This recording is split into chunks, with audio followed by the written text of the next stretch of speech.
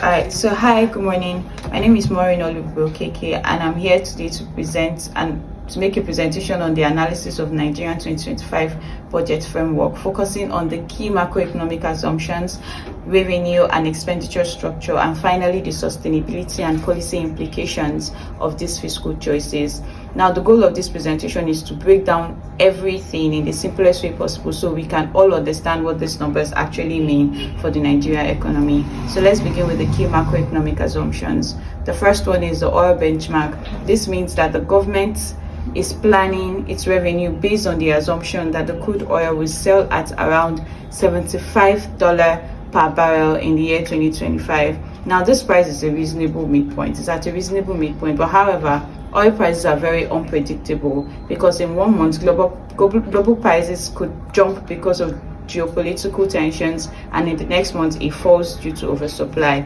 This volatility makes the assumption a bit risky. The next is the oil production target, which is at 2.06 million barrels per day.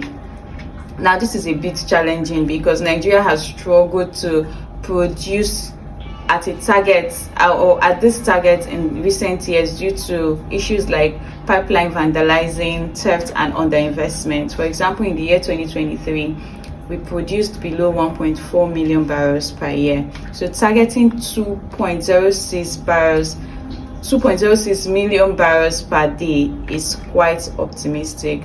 Another is the exchange rate target, which is at 1,400 naira to 1,500 naira to a dollar. So the government expects the naira to stabilize within this range, but based on the recent trends of depreciation and FX volatility, this assumption is very fragile. Now, the next assumption is reducing inflation to be stable at 15%. Now, this is also optimistic because inflation in the year 2024 hovered significantly above this level. Reducing inflation from above 20% to 15% in a year requires a very strong monetary and fiscal discipline. Now, in summary, most of the assumption leans towards optimism, and if they fail, the budget may actually experience revenue shortfalls. So now let's look at the total revenue breakdown. Now, the projected total revenue for 2025 is 36.34 trillion naira. So let's break down this revenue. The oil sector is actually targeted to produce or to generate rather 19.59 trillion naira for this year 2025, and this shows that more than half of the government's revenue comes from oil. Imagine depending on one job for 54% of your income, and that job is not even stable. It depends on market instability. This is essentially the situation of Nigeria. Now, for the non-revenue sector, it's targeted that it produces 13.28 trillion naira, which is about 36% of the total projected revenue, and this includes company income tax, value-added tax, and custom duties. While this is still growing, it is still not enough because our tax to GDP ratio remains one of the lowest globally.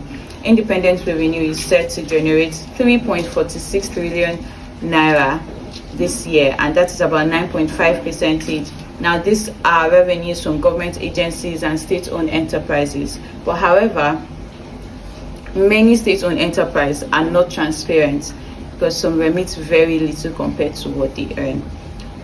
So now let's look at the sustainability of this revenue structure, because having looked at the total projected amount and the breakdown, the next question is this revenue structure very sustainable? Can Nigeria actually do this in this year? Now, looking at everything that's going on with the economy, the answer is not yet, and I'll tell you why. The number one reason is because of the heavy dependence on oil revenue, which exposes Nigeria to global shocks. The next is the tax base. The tax base is narrow because many businesses are operating informally.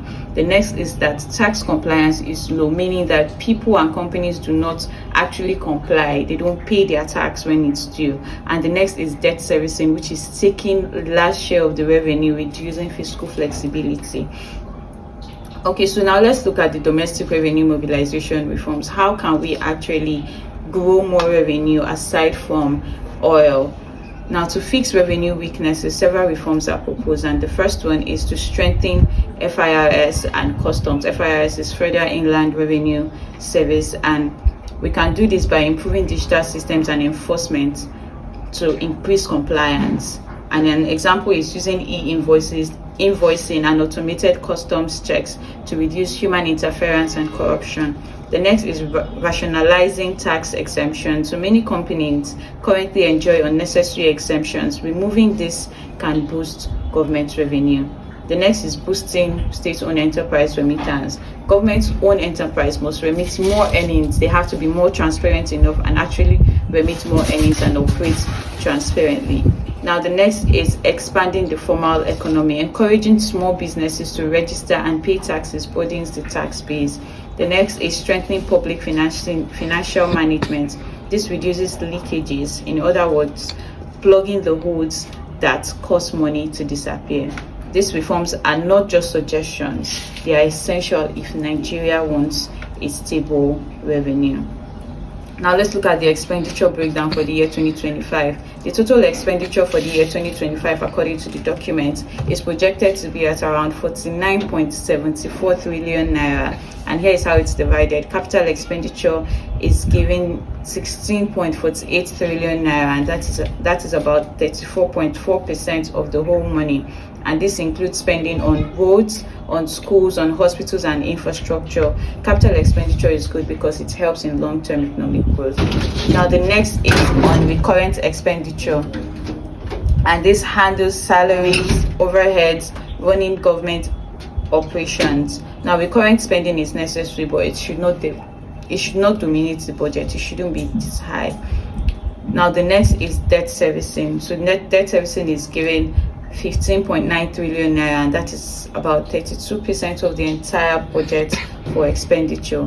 Now this is a major concern because over 30% of the budget will go to paying interest and principals on loan. This leaves less money for development. Now just imagine that as a person you earn 100,000 per month and you spend 32,000 out of it to pay loan and all of this borrowing money here and there. It leaves you less to actually do the rest things that you have to do with money.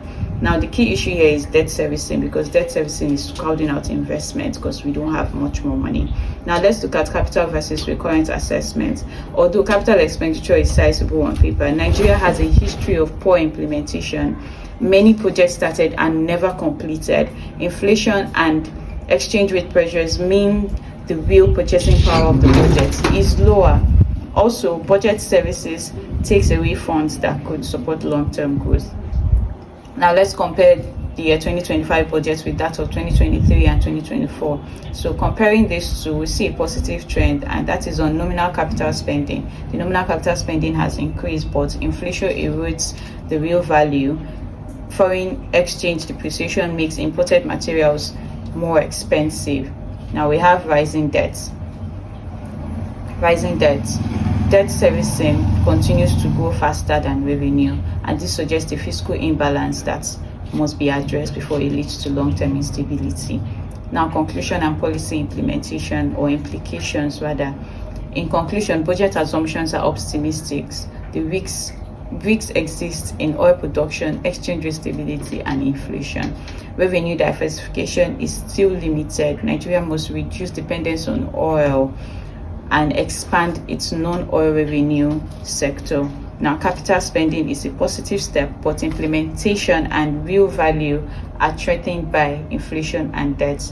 Debt servicing is still too high, and this limits what the government can invest in, like education, health, and infrastructure. Now, what are the policy recommendations? The policy recommendations are improve in transparency and efficiency in revenue collection, improvement in transparency and efficiency in revenue collection, expand the tax through economic formalization, reassess borrowing strategies to reduce the debt burden, strengthen project monitoring to ensure capital projects are delivered, and lastly, diversify the economy, especially through manufacturing and value-added exports. I hope that by this presentation, I've been able to make you understand the Nigerian 2025 budgets. Thank you.